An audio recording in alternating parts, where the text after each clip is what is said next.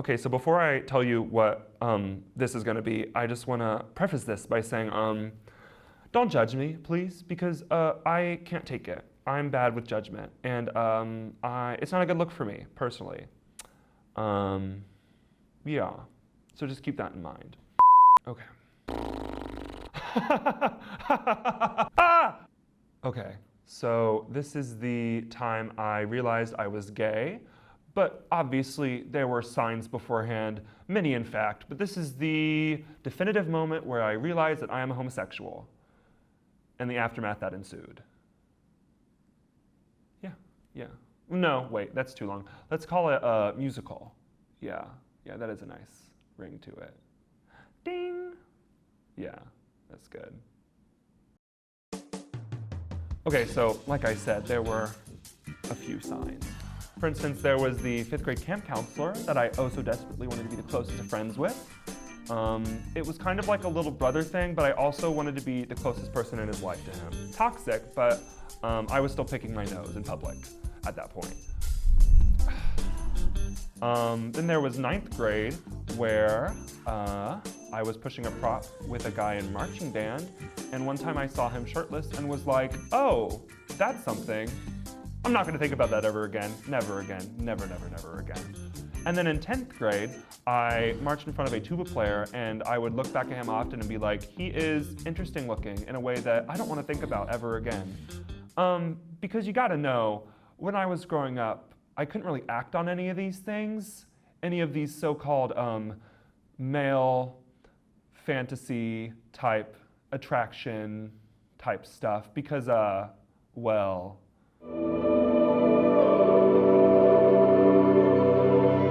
So I would just shove all of these feelings away, all of them. But this next part was too much to deny, I think, and it starts with my high school's production of Oklahoma. It was good, it was very long. I liked the corn, like the corn in the back. There was like some corn scenery that was pretty cool to look at while the Dream Ballet was going on. It was fun. And there was a guy in the play who was also in my physics class at the time. And I think I had like seen him before the musical, but then after I saw him in the musical and I saw him in my class, I was like, oh, he's in the musical. He's cool, he gets it. And at the time I was making a short film with my friend and I needed an actor. And something snapped in my mind where, what if you could get him to hang out with you without actually having to have any stakes or anything? You don't have to worry about what you're gonna say or anything because you'll be doing a job, baby. You don't have to worry about nothing.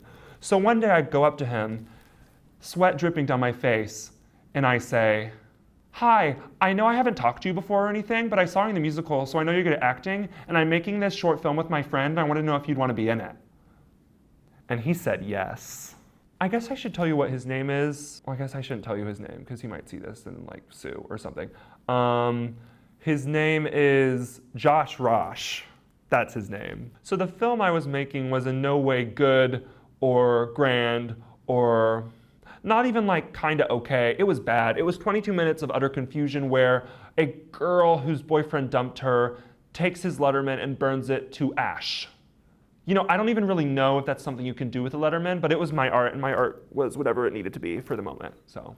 It kind of was a failure altogether, though, because after the film, I went up to Josh Rush in the cafeteria at my school one time, because I was kind of confused by the acting that he chose to demonstrate, and I said, oh, you know it's a comedy, right? Like, it was a comedy. The film was a comedy. Comedy. And he said, oh, I thought it was a drama. And I was like, okay, great, thanks. And I, like, walked away.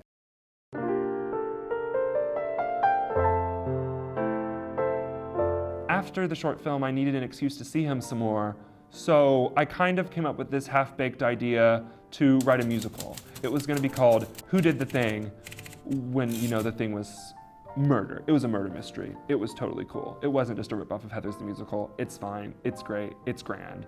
And so I texted him and I was like, hi, I'm kind of gonna write this musical short film maybe thing if you wanna like help me write it. And somehow he said yes. And thus began another treacherous journey of my creative endeavors. So we arranged a meetup at a Einstein Brothers bagel place. So we got our bagels, we got our food, we got our cups of water, because we were keeping it cheap. He only wanted to go there because his friend worked there, so we got all the stuff for free. Meanwhile, I paid full price, which I was fine with. I was delusional.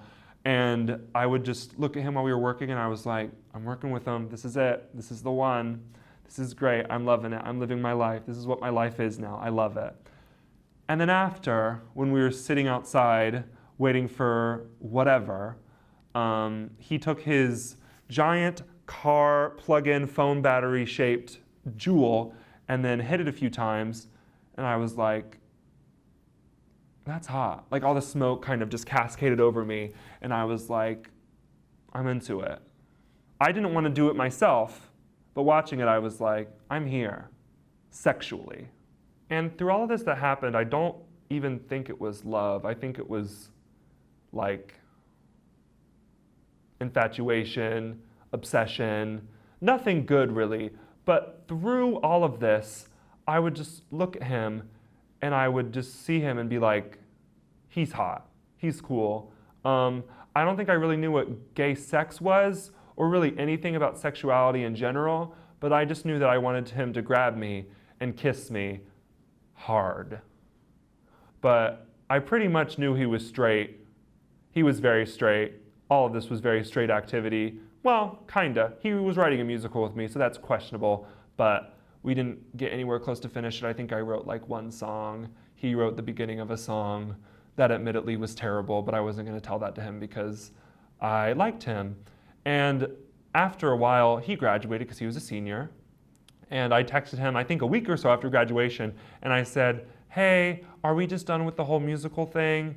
And he waited an hour and said, yeah, I'm really busy now. And I said, okay.